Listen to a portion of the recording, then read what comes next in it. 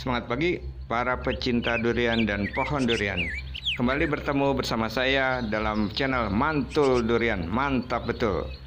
Kali ini kita akan membahas mengenai 5 langkah jitu buat pohon durian mandul menjadi mantul, ampuh untuk merangsang buah.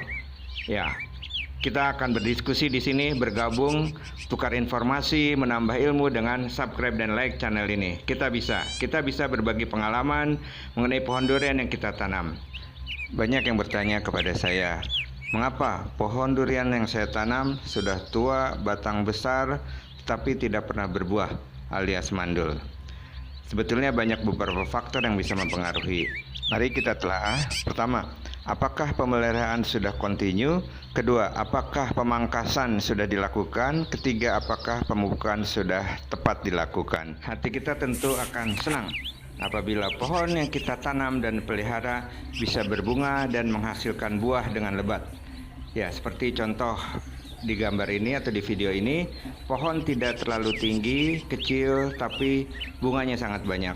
Itu dengan pemeliharaan, pemupukan, dan pruning atau pemangkasan yang tepat. Kita semua bisa untuk menghasilkan pohon durian yang berbunga dan berbuah dengan lebat. Kita ikuti aturan-aturannya. Mari kita bahas satu persatu.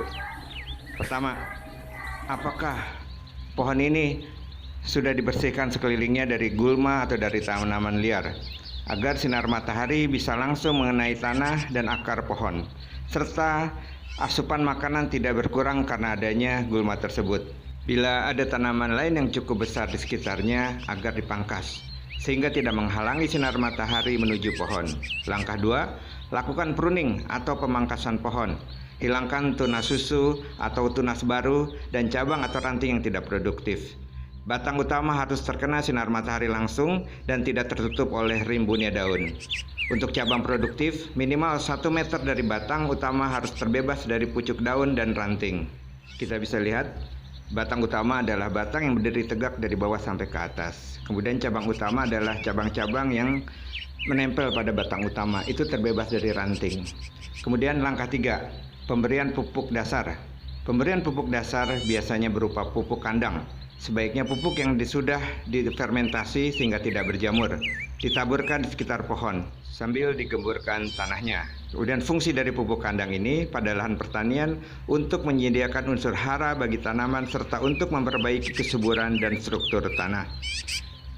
Kemudian dapat kita lihat kelebihan pupuk kandang ini bisa merangsang aktivitas biologi tanah, meningkatkan daya menahan air, dan memperbaiki sifat fisik tanah.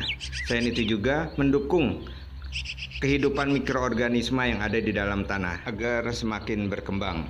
Langkah selanjutnya, langkah 4, pemberian kapur dolomit.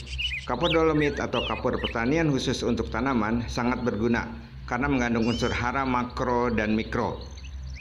Fungsi atau manfaat dari dolomit itu: 1, meningkatkan pH tanah, 2, memperbanyak unsur hara, 3, menetralisir tanah dari senyawa beracun, 4, menambah populasi mikroorganisme, dan yang kelima adalah merangsang pertumbuhan akar pohon.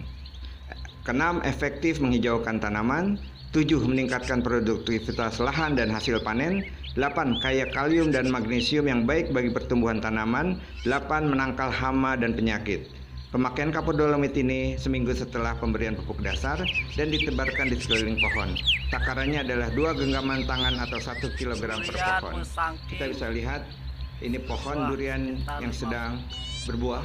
Ya, satu pohon bisa menghasilkan 50 buah durian. Ini adalah contoh durian musangking yang sedang berbuah di kebun. Kita bisa lihat batang pohon terbebas dari pucuk-pucuk baru dan cabang-cabang utama juga terbebas dari ranting-ranting. Jadi sengaja disediakan untuk tumbuhnya buah. Kemudian langkah kelima, pemberian pupuk utama, pestisida dan fungisida. Pupuk utama terdiri dari 3, pupuk MKP, KNO3 merah, dan boron. Pupuk MKP berguna untuk merangsang dan mempercepat pembentukan bunga dan buah. 2, mencegah terjadinya rontok bunga dan buah.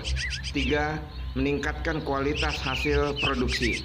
4, meningkatkan daya tahan terhadap penyakit. 5, meningkatkan cita rasa dari buah tersebut. Kemudian KNO3 merah berguna untuk 1. Membantu mempercepat pertumbuhan bunga dan buah. 2. Meningkatkan produksi. 3. Meningkatkan kualitas buah. 4. Mencegah busuk akar. 5. Meningkatkan berat buah atau buah menjadi besar. Berikutnya adalah boron. Kegunaan 1. Berperan pada pembungaan dan pembuahan. 2. Sarana peredaran kandungan karbohidrat. 3. Meningkatkan mutu dan kualitas buah. 4. Berperan pada pembentukan tepung sari dan akar. Kelima, berperan dalam pembentukan sel-sel tumbuhan. Kemudian insektisida berguna untuk mengendalikan berbagai hama seperti kupu, ulat, belalang, dan lain-lain. Kemudian fungisida berguna untuk membunuh atau menghambat cendawan atau jamur yang bisa menyebabkan penyakit pada pohon durian. Kemudian cara pemakaian dan dosis. Pupuk utama diberikan seminggu setelah pemberian kapur dolomit. Ketiga bahan tersebut dapat dijadikan satu untuk kemudian dilarutkan dalam air. Pemakaian awal bisa 10 hari sekali, kemudian berikutnya seminggu sekali. Dosis pupuk utama untuk 1 pohon. Larutkan dalam 10 liter air, 1 sendok makan MKP, 2 sendok makan KNO3 merah, setengah sendok teh boron. Aduk sampai larut ketiga pupuk tersebut, kemudian disiramkan di sekeliling pohon. Insektisida dan fungisida. Pemakaian biasanya disemprotkan pada tanaman sebulan sekali dengan mencampurkan keduanya.